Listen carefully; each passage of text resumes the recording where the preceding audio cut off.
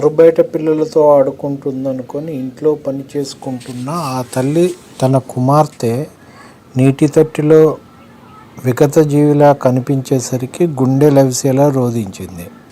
ఓ చిన్నారి ప్రమాదవశాత్తు నీటి సంపులో పడి మృతి చెందిన విషాద ఘటన మండలంలోని మదనకుర్తి శివారు టీక్య తండాలో చోటు చేసుకుంది. ప్రత్యక్ష సాక్షులు తెలిపిన వివరాల ప్రకారం తండాకు చెందిన గగ్గులోతు మౌనిక, మోతీలాల్ దంపతులకు 2 కుమార్తెలు ఉన్నారు. మోతీలాల్ వ్యవసాయ పనులకు వెళ్ళారు. మౌనిక పిల్లలతో ఇంటి పనుల్లో నిమగ్నమయ్యారు. మధ్యాహ్నం పెద్ద కుమార్తె లిఖిత పక్కన ఉన్న పిల్లలతో కలిసి ఆటలకు వెళ్ళిందని భావించి మౌనిక పనులు చేసుకుంటున్నారు.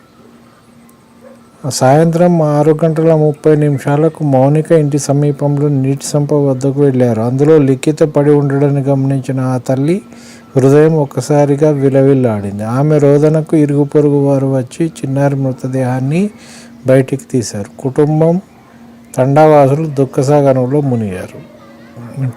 చిన్నపిల్లలకు నీటి తొట్టి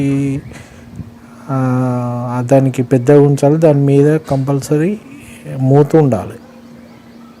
మాకు తెలిసిన ఒకళ్ళకు కూడా ఒక అబ్బాయి 2 సంవత్సరాల అబ్బాయి స్కూల్ నుంచి వచ్చిన 3 సంవత్సరాల అబ్బాయి నర్సరీ క్లాస్ స్కూల్ నుంచి వచ్చిన తర్వాత నీళ్లు తీసుకుందామని సంపులకు వంగిండు, అందులో పడిపోయిండు.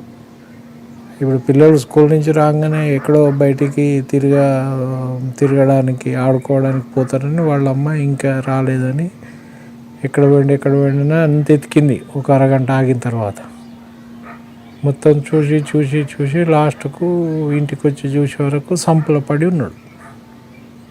అది ప్రాబ్లం. సో తల్లిదండ్రులు పిల్లలకు ఎట్టి పరిస్థితుల్లో ఒంటరిగా వదలొద్దు. వాళ్ళని కంటికి రెప్పలాగా చూసుకోవాలి, కాపాడుకోవాలి.